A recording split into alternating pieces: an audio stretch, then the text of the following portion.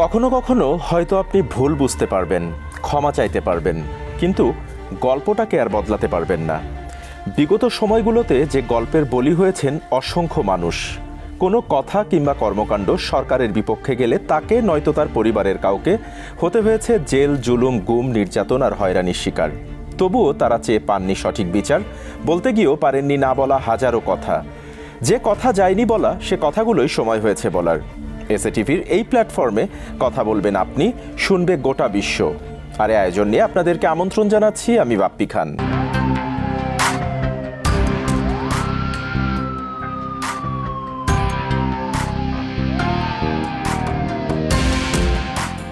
আজ আমাদের সাথে কথা বলার জন্য আমন্ত্রিত অতিথি হিসেবে স্টুডিওতে উপস্থিত রয়েছেন ফ্যাসিস্টের সময়ে গুমের শিকার একজন ব্যবসায়ী ইকবাল চৌধুরী।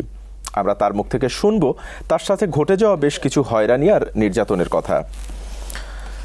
জনাব ইকবাল চৌধুরী, আমি স্বাগত জানাচ্ছি আমাদের স্টুডিওতে আপনাকে। আপনি শুরু থেকে আমাদের যে কথা যায়নি বলার প্রায় প্রতিটি প্রোগ্রামই দেখে আসছেন। আজকে আপনি এই স্টুডিওতে উপস্থিত হয়েছেন, কেমন লাগছে সে অনুভূতিটা শুরুতে জানতে চাই। ভালো, আমি তো সবসময় দেখি এটা, তাদের সবাই বক্তব্য আমি শুনি, খুবই আবেগপ্রবণ, মানে পবিত্র আগে আগে মানে আগে আগে কী বলে আবেগে হয়ে পড়ি আর কি। আমি শোনার পর তাদের কান্নাকাটি দেখি বা তাদের কথাগুলি শুনি, আবার আমার নিজের জীবনে যে কি ঘটনা ঘটে গেছে ওগুলো আমি কম্পেয়ার করি।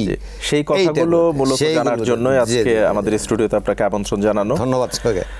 তো আমি শুরুটা করতে চাই যে শেখ হাসিনার সরকারের আমল শেষ হবার পর যে কয়েকটি বিষয় সবচেয়ে বেশি আলোচনায়, তার মধ্যে অন্যতম হলো আয়নাঘর। কোনো ভিন্ন মত কিংবা দল এমন যারাই ছিলেন তাদের অধিকাংশ মানুষকে আয়নাঘরে রাখা হয়েছে, নির্মম নির্যাতন করা হয়েছে। কিন্তু আপনি তো ছিলেন একজন ব্যবসায়ী এবং আমি যতদূর জানি আপনি একজন বীর মুক্তিযোদ্ধাও। তো আপনাকে ঠিক কি কারণে বা কি অপরাধে গুম করা হয়েছিল এবং কবে নিয়ে যাওয়া হয়েছিল, এই বিষয়টা একটু বিস্তারিত জানতে চাই। না, আমাকে নিজে সাধারণত লেখালেখির জন্য ফেসবুকে এবং আমি টুইটার লিখতাম। তো ফেসবুকে তো বাংলাদেশের মানুষ দেখে, এগুলি বিদেশেও দেখে, দেশে বিদেশে দেখে। টুইটারও যারা করে বাংলাদেশে খুব কম দেখে, দু একজনে বিদেশিরা দেখে। তো লেখালেখিটা ছিল তৎকালীন যে আমাদের দেশের যে পরিবেশ, সামাজিক পরিবেশ, অর্থনৈতিক পরিবেশ, রাজনৈতিক পরিবেশ, এবং যে কারো যে কথা বলতে পারে না, আর রাষ্ট্রীয় ব্যবস্থা, আইন কানুন অবস্থা, এভরিথিং নিয়ে আমি লেখালেখি করতাম আর কি। বিশেষ করে যেহেতু আমি একজন মুক্তিযোদ্ধা, দেশের প্রতি কিন্তু আমার টানটা অনেক বেশি। কারণ আমি জানি দেশ স্বাধীন করতে গিয়ে আমাদের কী করতে, কত কষ্ট করতে হচ্ছে। 17 দিন ছিল আমি ভাত না খাই, আমরা 17 days আমরা কিছু খাইতে পারি। তো এই এত কষ্ট করার পরে আজকে বাংলাদেশ পাইছি, কত হাজার লোক মারা যায়। আমার চোখের সামনে মারা গেছে 3জন spot in the field of Saldabad, এই সালদা নদী। আমাদের চোখের সামনে দেখা, আমার পাশেই পড়েছে, একজন ডান দিকে আর 2জন বাম দিকে, গুলি খেয়ে পড়েছে, 2জন পড়েছে। আর আমি তো বুঝেন কি অবস্থা, আমি অত গুলি লাগেনি, আমার আহত হয়েছে অন্য দিক দিয়ে, চোখের সামনে দেখলাম। তাও তারা দেশের জন্য মরছে, এগুলো তো আমার দেখা না। এই তো আপনি যে লিখতেন, এই লেখাতে মূলত আসলে কি দেশ বিরোধী বা সরকার বিরোধী কোনো কথা ছিল? সরকার, তারা তো বলে আওয়ামী লীগের বলতো সরকার বিরোধী, আর আমরা বলতাম যে আমি সরকারের সমালোচনা করি, কার্যে বলি তাদের কার্যক্রম নিয়ে কীভাবে এই দেশটা তো ছিল, মানে এটা যে আমরা মনে করি যে এদেশে কোনো গণতন্ত্র ছিল না। গণতন্ত্র বলতে গেলে তো মানুষের আমার কথা বলার অধিকার, আমার বাক স্বাধীনের অধিকার, আমার শিক্ষার অধিকার, চলাফেরার অধিকার, এভরিথিং। তো এতটা বছর তো মানুষের রাস্তাঘাটে চলতে ফিরতে ভয় পেত। তারপর আছে ওদের দলীয় নির্যাতন, আর কথা বলতে পারতো না, not in television, not in paper, কোনো কিছু লিখতেও পারতো না। এর মতো আমরা লিখতাম। তো আমার লেখাগুলি ছিল ম্যাক্সিমাম যে বাংলাদেশটাকে আসলে যে শেখ হাসিনা আফটার 2009, অনেকে বলি, জানি অনেকে বলে, আমরা বলি 2009-এর পর থেকেই কিন্তু এটাকে দিছে ইন্ডিয়াতে তুললে, ইন্ডিয়াতে উঠে দিছে এটাকে, দেশটা সব কিছুই। মানে ইন্ডিয়া হলো মেইন, ইন্ডিয়া যা বলে তাই, Sheikh Hasina is like a doll, পুতুলের মতো।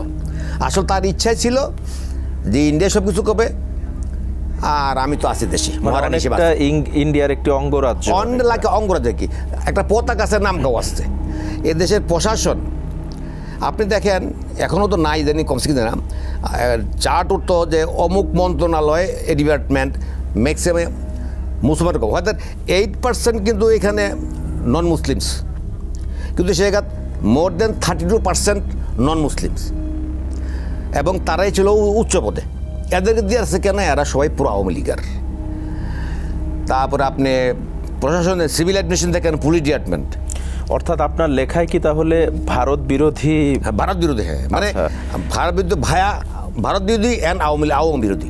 আচ্ছা, এইটাই মূলত আপনার এইটাই মূলত দাঁড়ায়। আর একটা পয়েন্ট আছে, আমি মেইন লেখাটা আমার কাছে জিজ্ঞাসাবাদ করে তখন বলছিল যে আমি 47 দেশটা ভাগ হয়েছে যেটা, জি, এটা আমি তৎকালীন র্যাডক্লিফ রোদার যে ম্যাপটা করছিল ওই সময়, ওই ম্যাপ অনুযায়ী কিন্তু জায়গা আমরা এখনও পাই, ইন্ডিয়ার কাছে পাই, নদিয়াটা পুয়াটা পাই। আমি জলপাইগুড়ি জেলা শুধু পঞ্চগড়টা পাইছি, জলপাইগুড়ি পশ্চিমে, এবং দিনাজপুর যে মুর্শিদাবাদ, কুষ্টিয়ার মুর্শিদাবাদ সবটা পাইছি। ইতিহাসে লেখা আছে, ডকুমেন্টেশন আছে এগুলি।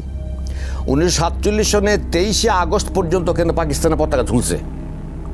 নেহেরু পাঠালো কি, কুমুদ রঞ্জনা সামথিং পাঠালো, কলকাতার নেতা পাঠাইলো, পাঠিয়া যিনি ছিল তৎকালীন মুর্শিদাবাদের নবাব ছিল, কি নাম কষ্ট নবাব আর কি, তাকে বুঝাইলো তোমাকে এই দেওয়া হবে, সে দেওয়া হবে, তোমাকে উপায় দেওয়া হবে, অনেক কিছু দেওয়া হবে। লুবলাস দেখা যে তুমি কালকে মার্চ পাস করে এখানে পাকিস্তানের পতাকা নামাও, এখানে প্যারেড হবে, ইন্ডিয়াতে উঠাই দাও।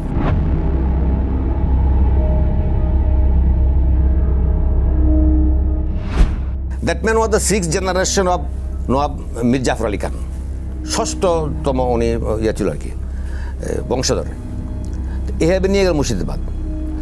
আসামে ধুবড়িতে এখনও কিন্তু মোর দেন 50% মুসলিম। অর্থাৎ আপনি হচ্ছে হ্যাঁ, মানে ইন্ডিয়ার বিরুদ্ধে এই লেখার কারণে বা আওয়ামী বিরোধী যে লেখার কারণে আপনাকে, এটাই হচ্ছে আপনার মূল অপরাধ ছিল। কিন্তু আপনি সরাসরি কোনো রাজনীতির সাথেও জড়িত ছিলেন না, আমি সরাসরি কোনো দল করি না। তো যেদিন আপনাকে তুলে নিয়ে যাওয়া হলো সেই দিনটার ঘটনা থেকে একটু আসতে চাই। ওই দিন তো ধরেন আমি ঘরে ছিলাম, রাত তখন 11টা বাজে, আর গরম তো আমার ঘরে এসিও নষ্ট হয়ে গেছে, গায়ে একটা গেঞ্জিও ছিল না আমার। এটা কত সালের কথা? এটা 2018 সনের 7 মে, 7 মে 2018। রাত 11টা বাজে, আমার ছেলে তো বাইরে আছে, নিচে আছে। তো 11টা 11:30 বাজে আপনি কলিমিল টিপছে।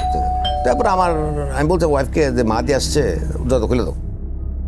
তারপর যা হোক খুলতে গেছে, আইসা বলে যে 4-5 জন লোক আসছে তোমার খোঁজ, বেশ অনেক লোক আছে তোমার খুঁজতেছে। আমি সন্ধ্যার সময় না হয়তো কথা তো বলে আসলাম, একটা মানে লোকের কেটে একটা সমস্যা নিয়ে বাসা আসে কেন ওরা চল তোর বলতে উঠে খালি গেছে ওরে গেছে বলে স্যার প্লিজ 60 টাকা দিয়ে আসেন। তো গা খাচ্ছে, আমি সরি কইয়া 60 টাকা দিয়ে আসলাম। গিয়া আমার ফোনটা নিয়ে গেল, মোবাইলটা নিয়ে গেল।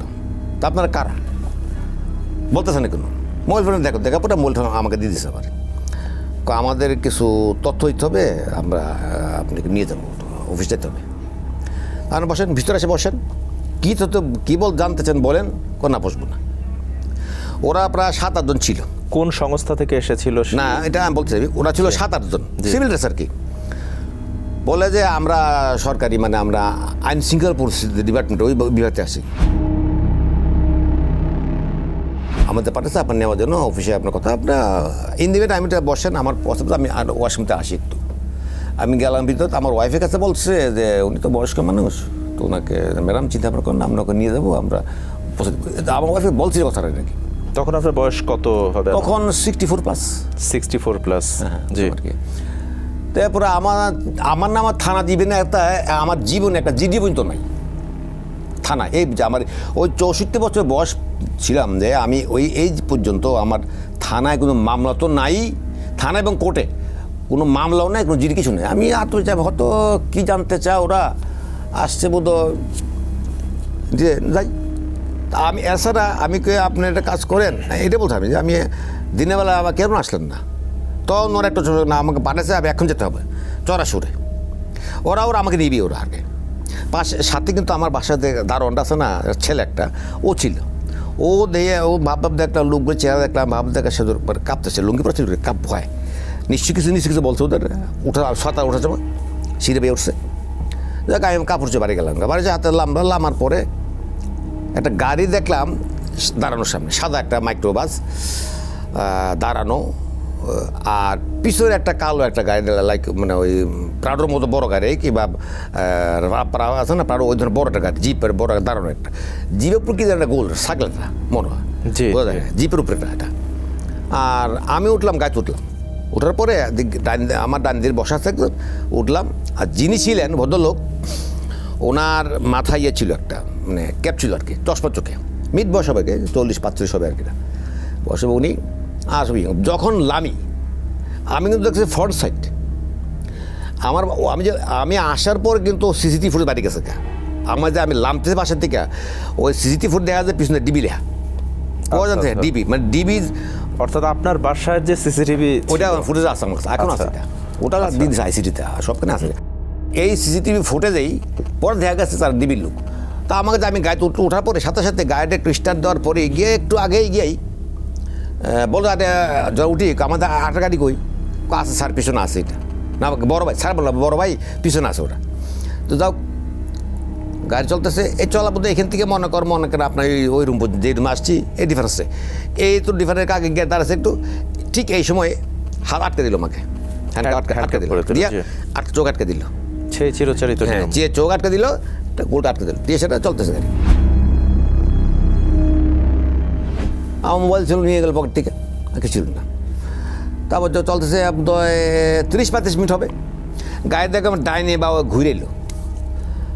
আমি বসে চিন্তা করতেছি যে গাড়িটা যাচ্ছে যদি ডিবি হয়ে থাকে গন্ধ বিভাগ বেলুর গেলে তো বাঁচতে পারে, আসাদ গেলে গাড়িটা ডান দিকে যাবে, এরা বামে মন দিকে আবার সোজা গেল গিয়ে আবার বামে গেলাম, তো বামে নাকি বামে গিয়ে কি ফার্ম গেতে যাবো কি না ধান করতেছি যাবে তাই না, গাড়ি ডাইনি বা ঘুরে গিয়ে একটা দাঁড়ালো, একটা কলারসিবল গেট খুললো, একটা সাউন্ড শুনতে যাবি, আমাকে ধরে লামাইলো, আমি একটু এনে সিঁড়ি আছে, 3টা সিঁড়ি আছে, আসতে উঠে এনে ঘরে বসাইলো, ঘরে বসে প্রেশার মাফে আমার ভয় পেয়ে গেলাম, পেশা মাফে কেন যাও, পেশা মাফের নাম লেখলো, লিখে পরে ঘরে নিয়ে যাও।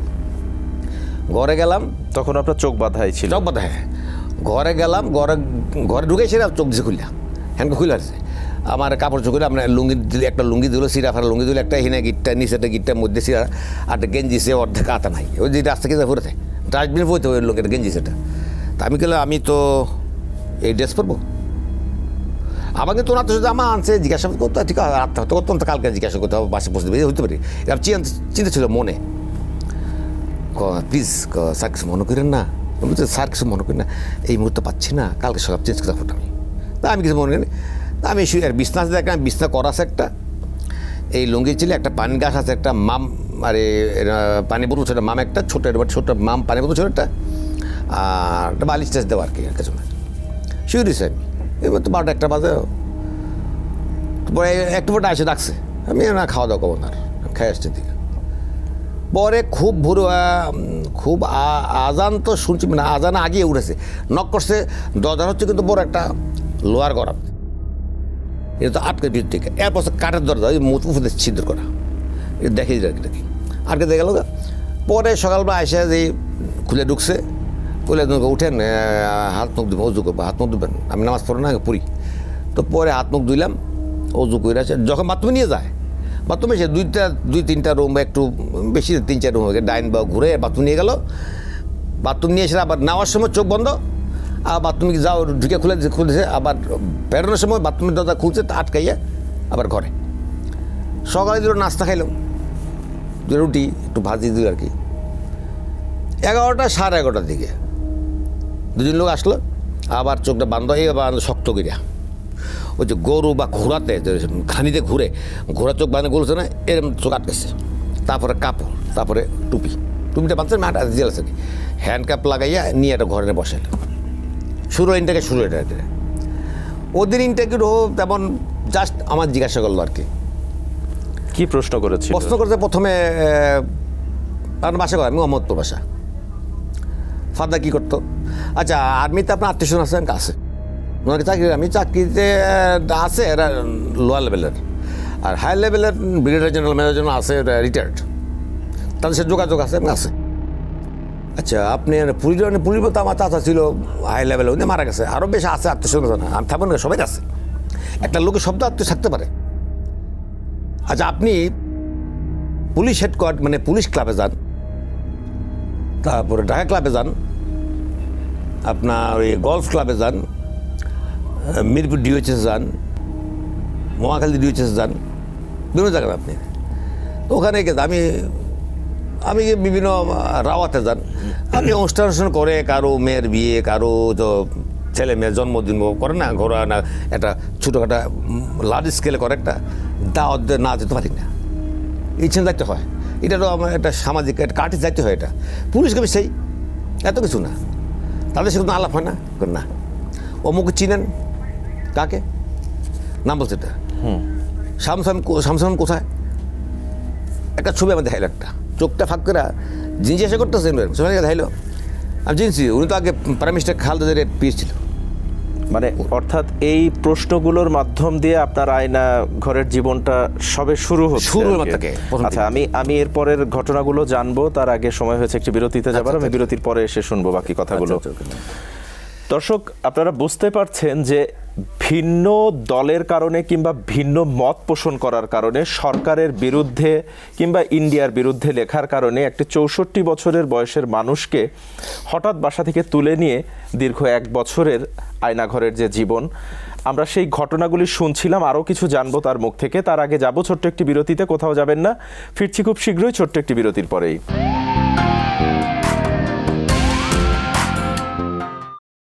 আপনারা দেখছেন যে কথা যায়নি বলা। বিরতির পর আরও একবার স্বাগত জানাচ্ছি। আমাদের সাথে কথা বলছিলেন ব্যবসায়ী ইকবাল চৌধুরী। আপনি বিরতিতে যাওয়ার আগে বলছিলেন আপনাকে যে নিয়ে যাওয়া হলো বাসা থেকে, আপনাকে মোট কতদিন আসলে বন্দি রাখা হয়েছিল বা গুম করে রাখা হয়েছিল, এবং সেখানে কি কি নির্যাতন আপনার উপরে করা হয়েছে সে বিষয়গুলো একটু জানতে চাই। আমাকে গুমছে 1 বছর।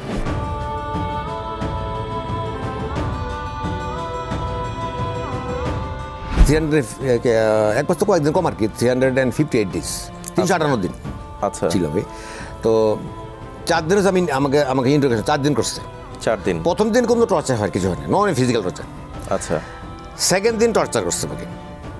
এই টর্চার বলে আমার হাতের আঙুলটা চিপা দিছে যে জি নাই, ওটা উঠে গেছে।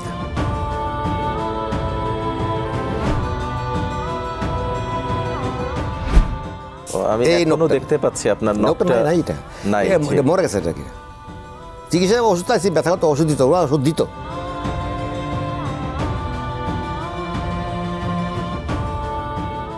নির্যাতনটা কি করা হয়েছিল? আমি চোখে দেখি না তো, জি, কিন্তু আটকাইছে পরে আমি যে কোনো কথা প্রসঙ্গ নিয়ে আর কি, এটা আচ্ছা আটকাইছে পরে এটাই চিপা দিতে। আমি তো এই ও মা গো আল্লাহ ফিরছে আর কি। তখন এক লোক আমার তার কথা সন্দেহ লাগলো, যে আল্লাহ তো কী করবো, তুই করে। আগে কিন্তু বলতো আপনি, তুমি বলতো, দুটো বলতো তুই করে বলতে থাকে, আল্লাহ তো কী করবো। তখন কিছু আমি হাজার ইয়ে থাকলে তো বলতে পারি না সরাসরি, এখানে আল্লাহ তো কী করবো, দেখি দেখ তাহলে।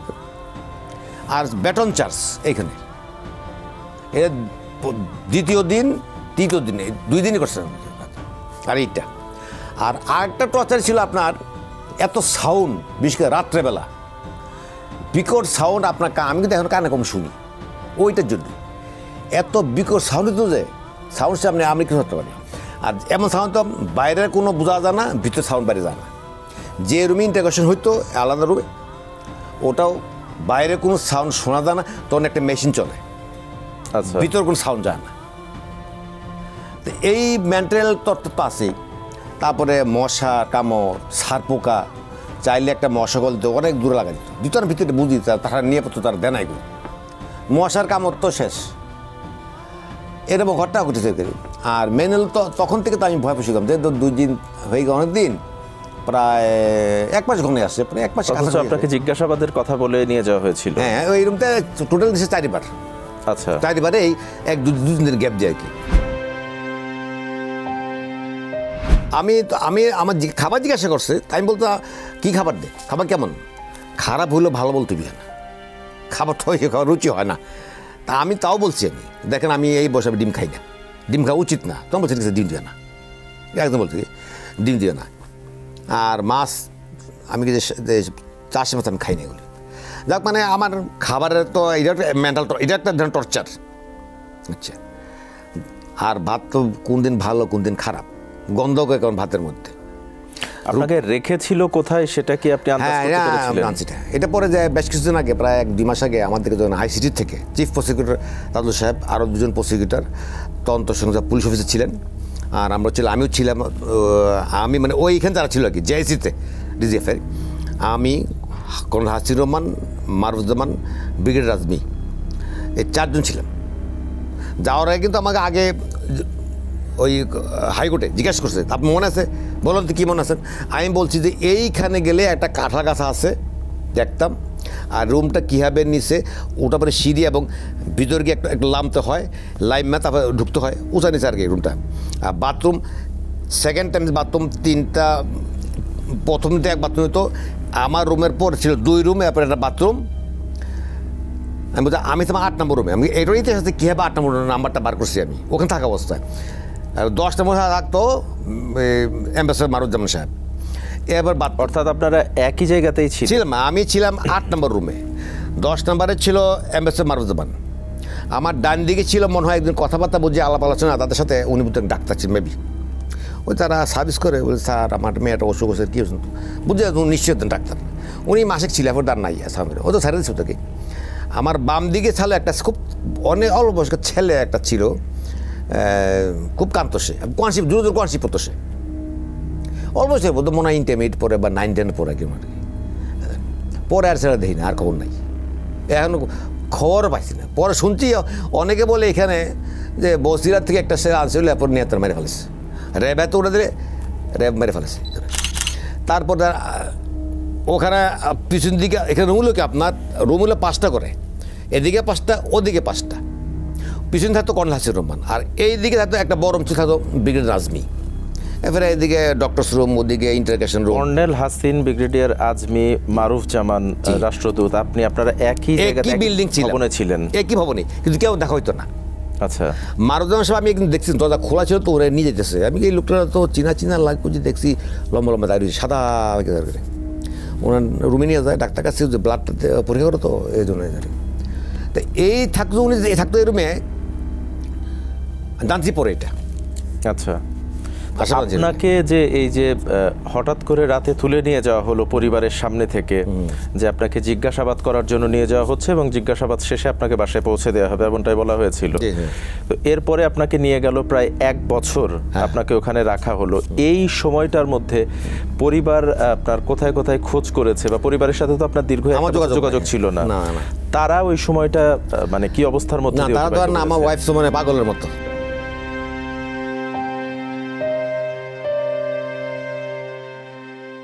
তারপরে আইন সাহিত্য কেন্দ্র গেছে, বিভিন্ন কমিশনারের কাছে গেছে, আত্মীয়স্বজন কাছে গেছে। আত্মীয়স্বজন তো মানে ওরা ভয় করতো, তুমি অবশ্যই আইসো না।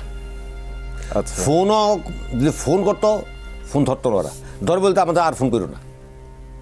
আমার ওয়াইফের ধরেন ভাই আছে, ওরা আছে, একমাত্র আমার আপন ভাই, সে ছিল আমেরিকাতে, খবর পেয়ে চলে আসে, সে চলে থাকতো মোয়াকে ডিউচেস, সে খোঁজখোলা আছে। তা আমার ছেলে তো ছোটো, এই যে বাধা করা খাওয়া দাওয়া কী করবো। আর আমরা থাকতাম যে, আমি তখন থাকতাম ভাড়া বাসায়, আশেপাশে যে প্রতিবেশী ছিল ওরা কর্তৃক আইতো না, সামনে কথাবার্তা বলতো না, খুব কম বলতো, বাইরে বলতো, কি বলতো না, মাছ দেখাইয়া।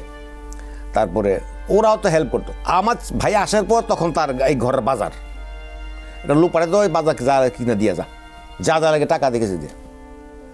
কিন্তু আত্মীয় স্বজন কেউই না, ওরা বরঞ্চ আমার বাসার কাছে থাকে, আমার আত্মীয় স্বজন ওয়াকিং ডিস্টেন্স 10-15 মিনিট লাগে, আমার বাসা আসবে না, ফোনও করো না, এটা বুঝতে ভয় যতটা।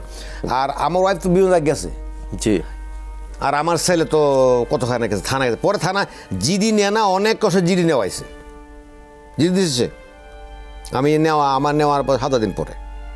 জিডি না নেওয়ার কারণ কি? অর্থাৎ এটা কি আইন শৃঙ্খলা বাহিনী পুলিশের কাছে গেছে, পরে ঘটনা বলছে আর কি, জি, বলার পরে এটা তো পুলিশ ফাংশন না, এরা বুঝতে পারছে যে কেমন হচ্ছে, এমন একটা গাড়ি আছে, একটা মাইক্রোবাস দিয়ে, নাম্বারটা নামও ঘাটতাম না, 2টা গাড়ি এসেছিল, পিছনে কালো আছে, একটা জিপের মতো, কি একটা কালো জিপ, বুঝেছ, জ্যামার মেশিন, ট্র্যাক করার মেশিনটা ওই জিপে থাকে, কে কোথায় ট্র্যাক করে দেয়, এটা পুলিশ বুঝতে পারছে। এটা ফাংশন না, এটা কী, এটা কোনো লাভ হবে না, আমরা কী, এটা আমাদের ফাংশন না। এটা পরে অন্যখান থেকে জোর করে চাপাইয়া, তার ফোন করাইয়া তারপরে জিদ রাখাইছে থানাটা জিদিকে পড়ে এই 1 বছর পরিবারের সাথে আপনার কোনো যোগাযোগ নেই? তারা কি একটা সময় পর ধরে নিয়েছিল যে আপনি আর পৃথিবীতে আছেন কি? না না না, আমার এক শালা, জি, প্রায় শালা এবং আমার ছেলের এক বন্ধু প্রায় 10 মাস 11 মাস হয়ে গেছে কদূর ও দুলাবি নাই আসলে আফা মাঝের কাম করেন, আমরা তো টাকা পয়সা নাই, সব তো ভাবিন করতে গিয়া একটা কাজ করে আমার কাছে টাকা পয়সা দিতে আপনি কুলখানি ফোরান 10 দিন ফোরান।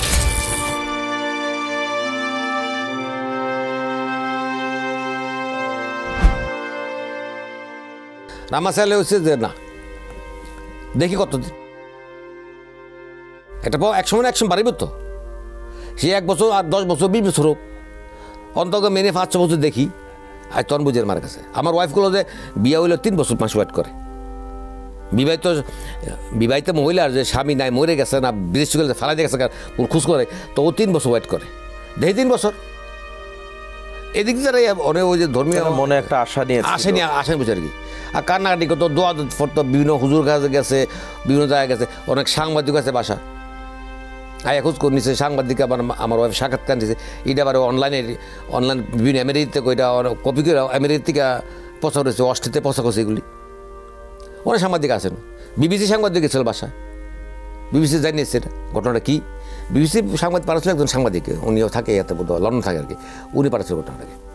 আপনার পরিবারে তখন হচ্ছে উপার্জনক্ষম আর কোনো কেউ না, আমি ছিল না। এক কথা আমার ভাই আসছে, ওই চিন্তাগুলো তো আপনার মাথায় সব সময়? না আমি তো ঘরে কান্দতাম, বুঝছেন, কান্দা মানে এমনও দিন গেছে ধরেন ঘুম হইতো না, এগুলো মশার কামড়, এমনও ঘুম হইতো না।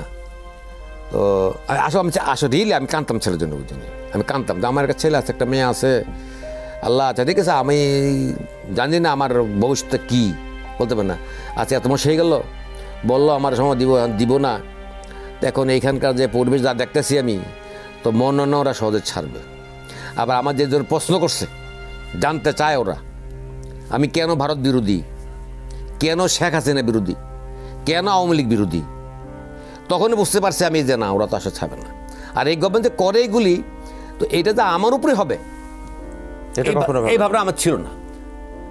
ওরা ধরে মামলাতে মামার থেকে নিয়ে নিব, আটকে রাখবো, মাইরে ফেলা দেয়, খাল নদী ফেলা দেয়।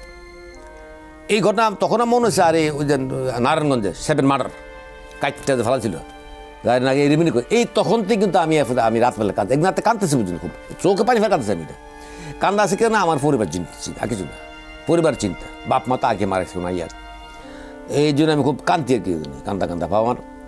আর হলো শারীরিক যন্ত্রণা আছে কিছু, বাথরুম হয়ে গেছি, ব্যথা পাইছি, যদিও ওষুধ দিছে ওরা খেয়াল করতে ওগুলি। তো আর চিন্তা পরিবার যে আমি যদি এখান থেকে আমি না যেতে পারি, ওরা যে আমার ছেলে মেয়েরা আমার ওয়াইফ নাই আমাকে পায়, তারা চলবে কীভাবে?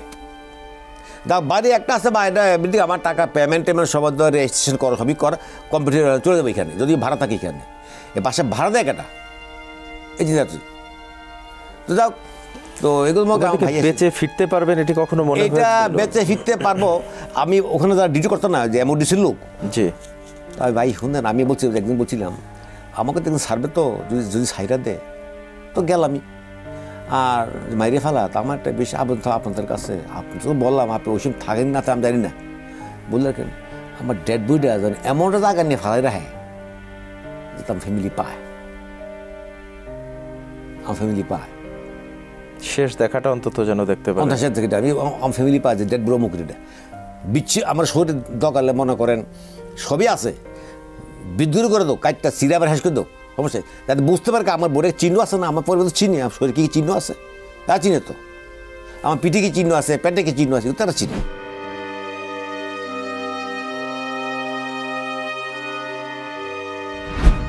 তো যাতে আঙ্কেল চিন্তা করেন না, সম্ভব আপনার বাসা পৌঁছে দেব, ওরা আশা দিত। ওরা এই যে টর্চারের কথা যে বলছিলেন আপনাকে, যে এই বয়সেও নিয়ে নির্যাতন করা হয়েছে, টর্চার করেছে, এর মধ্যেও কি বিশেষ কোনো দিনের কথা মনে পড়ে আপনার, যে বিশেষ কোনো ঘটনা বা দিনের কথা কিংবা নির্যাতনের কথা উল্লেখযোগ্য? ওই যে হাতে আঙ্গুলিটা, এইটা, জি এইটা তো আমি ভুগছি অনেকদিন, এই ওই দিনে অত যে আঙ্গুলটা আমার যে উঠে ফেলে দিল, মানে কাঁচা নখই উঠায় ফেলে দিছে নোকটা মানে কি চিপি দিছে তো উঠেছে না, নোকটা নিজে উঠে গেছে, আমার সিস্টেম নোকটা এটা আছে না ওইটা লাগিয়ে দিচ্ছে, আচ্ছা ওইটা পড়ছে না, উঠে নোকটা আছে না পোয়াটা চিপা দিচ্ছে, ফাইটটা উঠে গেছে না। পরে এ অবস্থায় রুমেনিয়া গেছে, তখন যারা কাজ করে এমডিসি যারা কাজ করে ওরা দেখলাম তোলা টোলা আনলো, ওষুধ লাগিয়ে দিয়েছিল, আমি একটা ইয়ে দিয়ে না প্যারাসিটামল ট্যাবলেট দিয়ে না, একটা গ্যাস্ট্রিক একটা ট্যাবলেট দিয়ে না দিছাই না। এটা পরের দিন বসে দেখে সুন্দরকে আবার ব্যান্ডেজ করে দিচ্ছে, ওটা ওষুধ দিছে ওরা, তো শুকাতে সময় লাগছে। তখন তো আমি হাতে দিত পানি ইউজ করতে পারতাম, তো ওটা বলতো যে আঙ্কেল পানি ইউজ করেন না। দীর্ঘ যে একটা বছরের মধ্যে তো ঈদ বা রোজা নিশ্চয়ই পার করেছেন ওখানে, এই কোন স্মৃতির কথা যদি না ওখানে ঈদের দিনে মনে পড়তো, সেটা আন্দাজ করেছিলেন কিভাবে আমরা বা ঈদ আপনি ওখানে? না আমরা আন্দাজ করতে কি আমি বলি, আমরা তো যে কোন সময় দিন কোন সময় রাত্র বুঝতে পারতাম না। জি, সকাল বুঝতাম যে সকাল হয়েছে কোন সময়, প্রথম ছিলাম বা শেষ সময় সকাল বলতাম।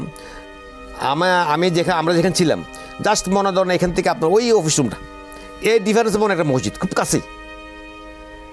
যদি শুনতাম যে বলতেছে আসসালাতু খায়রুম মিনান নায়ুম, তখন বুঝে হয় সকাল হচ্ছে। আবার দুপুরবেলা যে দেখলাম যে দুপুরবেলা কেরাতের নামাজ হচ্ছে, তখন বুঝে শুক্রবার জুম্মার দিন। আর আরেকটা বলতে ধরতাম আমরা খাবার দিয়া, সোমবার দিনে একটা খাবার, ওদিন দিতে সকালে নাচে তো আপনার ওই বোনা খিচুড়ি, যে বোনা খিচুড়ি দিছে মানে সোমবার, এটা আলাদা আলাদা দিনে আলাদা আলাদা খাবার দিত, না সব রুটি দিত ওই দিন তো। আর শুক্রবার দিন দিত রুটি 2টা বা 3, যেটা খায়, আর লাতা সেমাই। আচ্ছা, আপনি ওখানে যে এই বন্দি অবস্থায় রোজা বা ঈদ পার করেছেন সেই গল্পটিও আমরা জানবো, তার আগে সময় হয়েছে আরেকটি বিরতিতে যাবার। আমি বিরতির পরে এসে আরও কিছু কথা জানবো।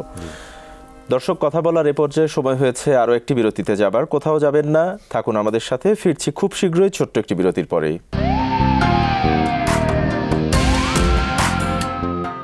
বিরতির পর আরও একবার স্বাগত জানাচ্ছি। আপনারা দেখছেন যে কথা যায়নি বলা। আমাদের সাথে কথা বলছিলেন গুমের শিকার একজন ব্যবসায়ী এবং মুক্তিযোদ্ধা ইকবাল চৌধুরী। আমি বিরতিতে যাবার আগে আপনার কাছে জানতে চেয়েছিলাম যে ওখানে যে ঈদ রোজা পার করেছেন সেই সময়টার কথা যদি আমাদেরকে একটু বলেন। না, ঈদের সময় তো ধরেন রোজা সময় রোজা রাখতাম, পরিবারকে ছাড়া তো নিশ্চয়ই এটাই প্রথম। না, খুব কষ্ট হতো। মানে আমি তো রোজা রাখতাম, দিত ওরা, সেহরিও খাইতাম, ইফতার দিত, সবই দিত। রোজার সময় বলছে আজকে রোজা, একটা খাবার দেবে ইয়ে করতো।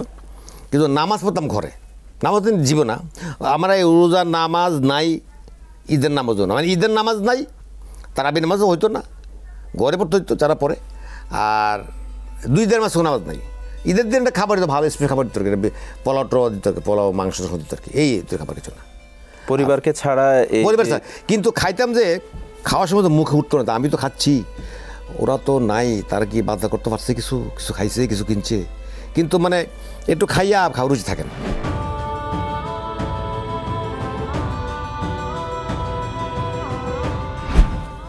ওই কান্নাকাটিয়া মানে কি বলতো না আর কি, খাইতে পারতাম না।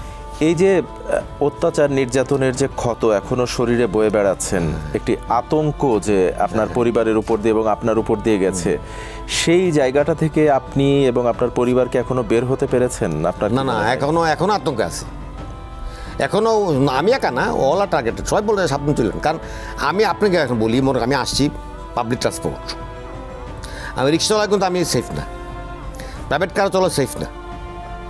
তারপরে ধরেন দলীয় একমাত্র সিএনজি তো সেফ না। জি, পাবলিক ট্রান্সপোর্টে আমি দেখে উঠি, এবং এটা তো আজকে 6-7 বছর এখনও আমি ট্রমাটিক আমাদের আছে। এখনও মানুষে গেলে, কোথাও গেলে তাকাইয়ে থাকে, যে কোনো অজানা লোক তাকায়, আমাদের তাকায়, এটাই কিন্তু আমার খারাপ লাগে। আগে তাকায় আর কী মনে করতেছে আমার সম্পর্কে, এবং আমার ঘটনা আমি দেখছি এরকম ঘটে। দূরতে দেখায় গেছে মানে বিয়ের অনুষ্ঠানে 2-3টা মেয়ে লম্বা চেহারা, সাথে লম্বা বাবরি চুল, কেমন একটু চেহারা দেখা যাচ্ছে, কাব্বু এই ইকবাল চৌধুরী, শুনি খাইতে বসে কাছে ইকবাল চৌধুরী। পরে এসে অন্য লোক মাহফুজে এলে আলাপ পাওয়া যায় না, আসলে ওই মেয়েগুলি ফেসবুক আমাকে ফলো করতো।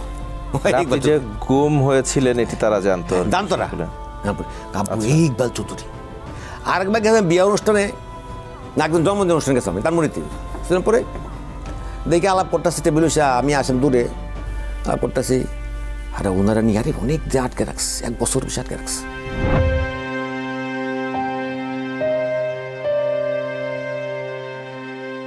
আটকে বলতো দেখলাম মানে আটটাতে কথা বলা যায় ওদের চেহারা অঙ্গভিতরে চেহারা মানে একটু কষ্টে ভাবার কি। আপনার আশেপাশের ছেলে বা হচ্ছে ওই একই ভবনে অন্যান্য যারা ছিলেন, আপনি কি তাদের কোনো নির্যাতন কিংবা তাদের কান্নার আওয়াজ, চিৎকার এগুলো শুনছেন?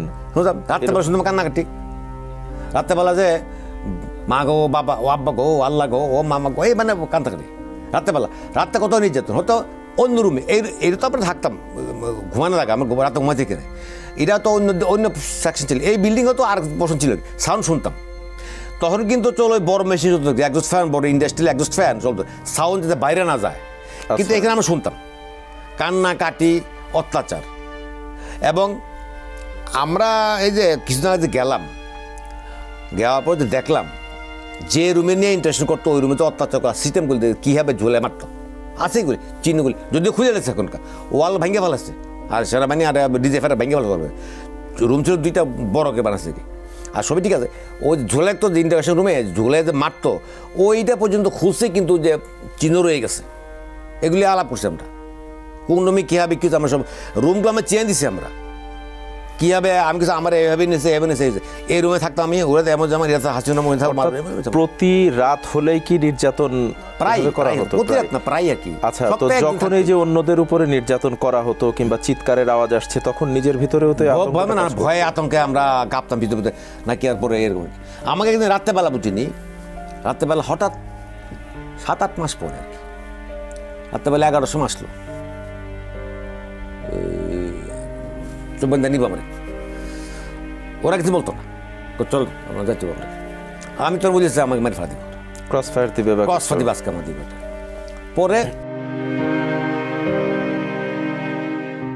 নিয়ে গেল, তখন যাওয়ার সময় একটু ঘুরে দিত, আমি কই এখন আমার তো রুমে থাকা বললাম আর কি যে আমার আজকে তো নাই, ওই তো ওইটা বললাম আর কি যে মারে ফেলা, তা আমার একটু বসে দিন একটু, আপনার থাকে না থাকে না, উনি বলে দিন বুঝছি না। কিন্তু তখন তো আমার ভয়ে কাঁপতেছে, নিয়ে বসাইছে, বসার পরে এক লোক আসছে আর কি, 2জন আসছে এখানে, 2জন আসছে যে আমি টের পাইছি টেবিল 2জন আসে বসছে। রাত্রেবার জিজ্ঞাসা করছেন কাই যে আপনি তো ভারত বিরোধী, আমি কিছু না, আমি রাষ্ট্র বিরোধী না, ভারতে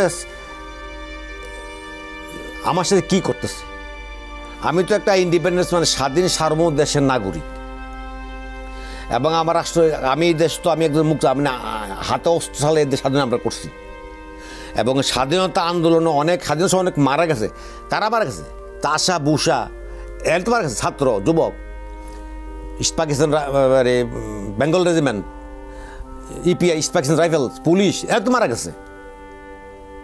এখন আপনি কি মনে করেন ওইটা বলছে যা দেশ তো স্বাধীনতা ডিক্লেয়ার করছে বঙ্গবন্ধু শেখ মুজিব, আমি কি না উনি সংগঠন, আমি অন্য সম্মান করি, উনি সংগঠক, উনি স্বাধীনতা ডিক্লেয়ার করে নাই।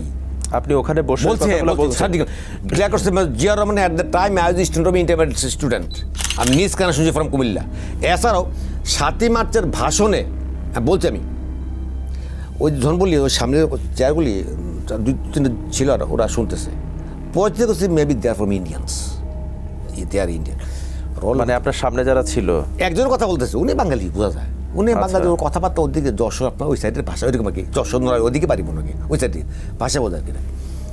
তো আমি নিজ কানে শুনছি মেজর জিয়া রহমান কুমিল্লা, পরবর্তী পর্যন্ত বলছে I on behalf of our great leader Bangabandhu Sheikh Mujib declared independence of Bangladesh, বলছে সত্যি কথা হইতে এটা শেখ সব বলে গেছে, এটা উনি তখন আমার হাসে কনভারসেশন, তো উনি কি 7ই মার্চের ভাষণ, আমি 7ই ভাষণ শুনছি, আমি নিজ কান শুনছি জয় বাংলা জয় পাকিস্তান, আমি মাঠে মাঝখানে 11:30 সময় বসেছিলাম আমরা সোরাদ উদ্যানে, সবাই আসছিলাম কুমিল্লা থেকে, তখন আমরা কলেজ স্টুডেন্ট। 27শে মার্চে হরতাল ডাকছে, 24 থেকে আমরা ওয়ালে আমরা মাঠে, আমার তো young generation student, college student, ওয়াল রেডের সাথে আমরা লিখে পড়েছি আমরা। এরপরে তখন বলছে যে আপনি যে বলতেছেন এটা, আপনি তো ওই সময়কে বসে আপনি অনেক কিছু জানেন, ওই লোক বলছে, তখন আপনি কি বলছেন আপনার জানেন, জানেন কেন? আমি ওই শেখ সাহেবের সাথে ভাত খাইছি আমি, বিফোর 71 আফটার 71 দুদিন ভাত খাইছি, ওনার মন অন্যরকম, সবাই বলতো তুই। আর এছাড়া উনি তো ইপিআর দিয়া, আমি ইপিআর দিয়ে আপনার বলে সিরকুট লেখা, এর আগে তাজউদ্দিন আহমদ সাহেব গেল, গিয়ে বললো যে বঙ্গবন্ধু আমি লেখা সই দিয়ে দেন পাঠাতে এখানে, রেকর্ড আছে রেড করে ধরে দেবো, তো এইটাই সহজ পথ না দেয় উনি সি করতে পারে যে এই কথা বলতে পাগল বিশেষ করতো না তোর মারতে পারি আরো শোনে আজকে মাঝে রাত্রে পালা আমি কি শোনেন তোর তুই করে আপনি শোন আপনি যে আমাকে তুই করে বলছেন আপনার কণ্ঠস্বর মনে হয় বয়স মনে হচ্ছে আপনার বয়স below 40 I am 60 years old ভাই একটু দূর বাদ দিচ্ছি এই বাড়ির দাগটি অনেক দিচ্ছিল আমার দূর বাড়িতে লাল দাগ হয়ে যেরকম ওই যে আপনার এই যে দুধের বছরের মধ্যে নাইটটা দিয়ে মাস্টার দিয়ে ডিবি বেশি নিয়ে লাল থাকে এর মাছ ধরতো অনেক ছিল এটা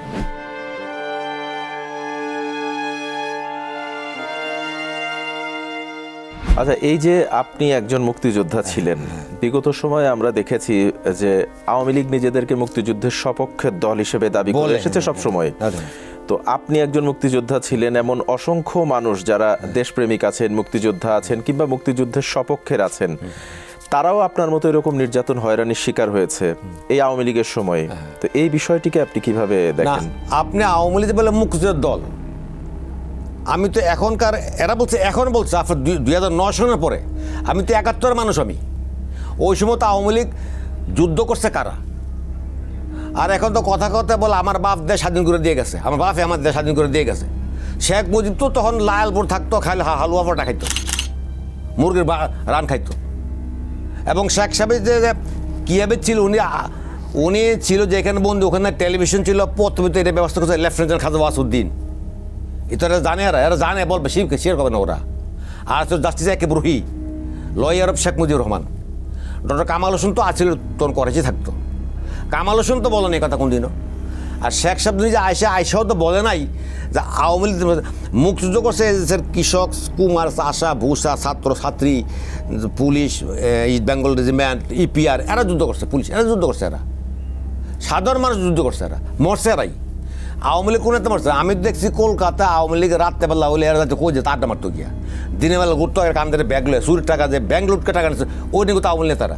আর আওয়ামী লীগের মধ্যে কোনো ফিডে মার নাই, যত ফিডে ফাটার দেখবেন সব সেক্টর কমান্ডার ফিডে ফাটার অন্য দলে।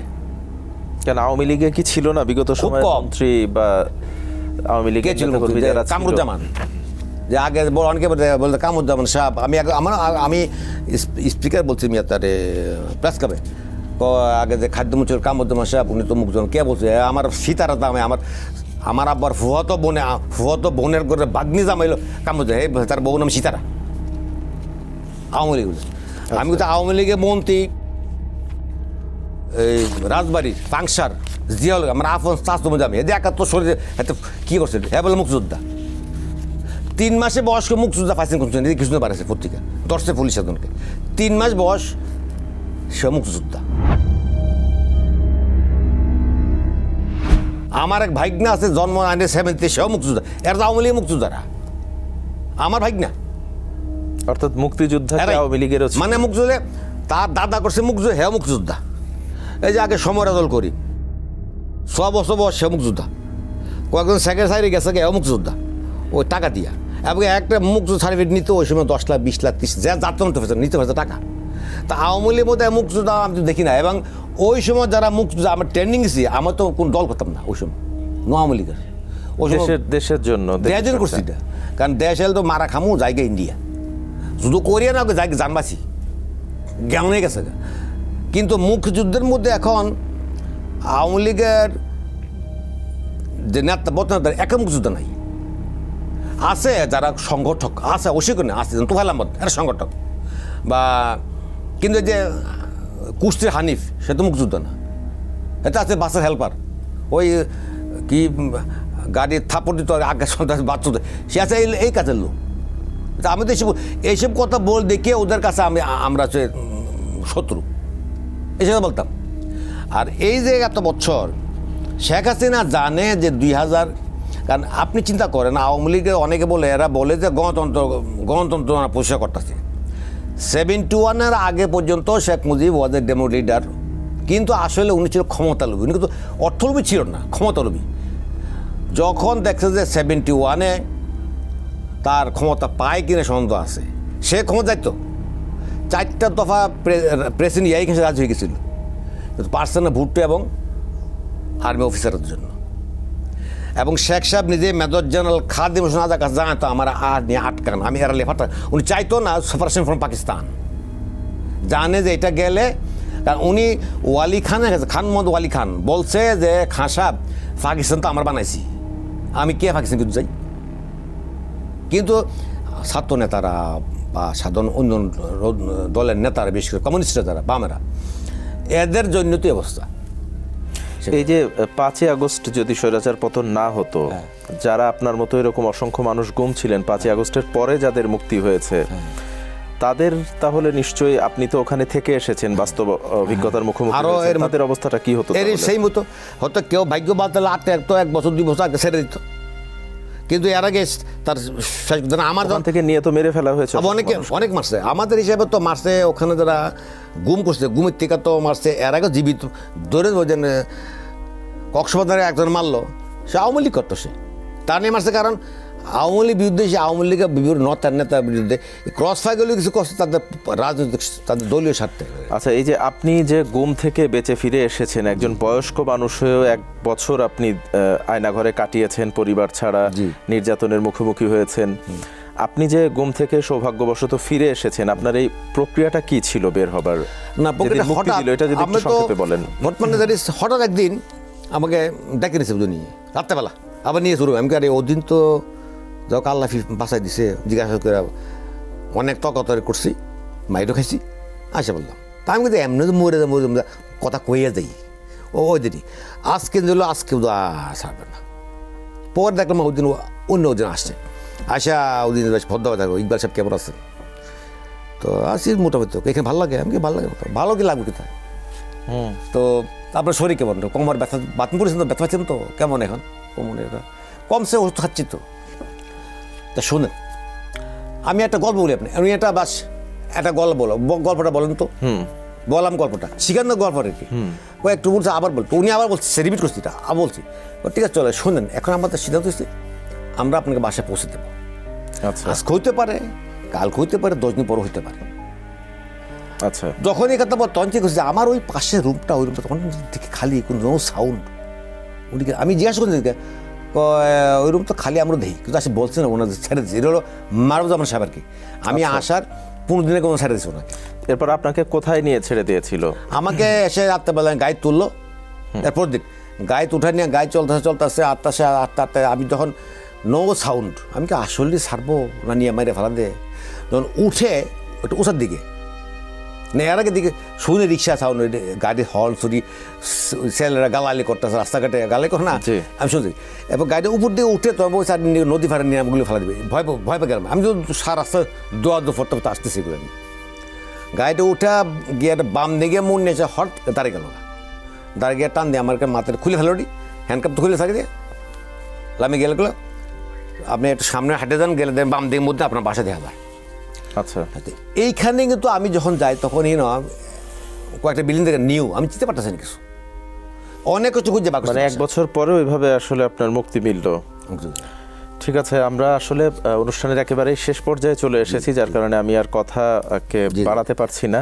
আমাদের অনুষ্ঠানে আসার জন্য এবং আপনার মূল্যবান সময় দেওয়ার জন্য আপনাকে অসংখ্য ধন্যবাদ। সবাইকে ধন্যবাদ, আর এসএসবি কর্মকর্তা কর্মীদের ধন্যবাদ। প্রতিটা মানুষের চোখ এক, কিন্তু দৃষ্টিভঙ্গি আলাদা, আর এই ভিন্ন দৃষ্টিভঙ্গির কারণেই মানুষে মানুষে এত তফাৎ। আমরা জানাতে চাই আপনার সাথে ঘটে যাওয়া নির্মম বাস্তবতার গল্পগুলো। আমরা চাই স্বাধীন সার্বভৌম বাংলাদেশে ধর্ম, বর্ণ, দল, মত নির্বিশেষে প্রতিটি মানুষ যেন তার স্বাধীনতায় বাঁচতে পারে, ভয়হীন ও নিরাপদ জীবন কাটাতে পারে। আপনার সাথে ঘটে যাওয়া যে কোনো হয়রানি কিংবা নির্যাতনের কথা এসএটিভির এই প্ল্যাটফর্মে এসে বলতে যোগাযোগ করুন স্ক্রিনে দেয়া নাম্বারে, অথবা মেইল করুন যে কথা যায়নি বলা @gmail.com এই মেইলে। আজ বিদায় নিচ্ছি, কিন্তু ফিরছি আগামী বুধবার ঠিক রাত 9টায় নতুন কোনো অতিথি নিয়ে, বলতে না পারা আরও নতুন কিছু কথা নিয়ে। সে পর্যন্ত সবাই সুস্থ থাকুন, নিরাপদে থাকুন, আর বরাবরের মতো থাকুন এসএটিভির সাথে। আল্লাহ হাফেজ।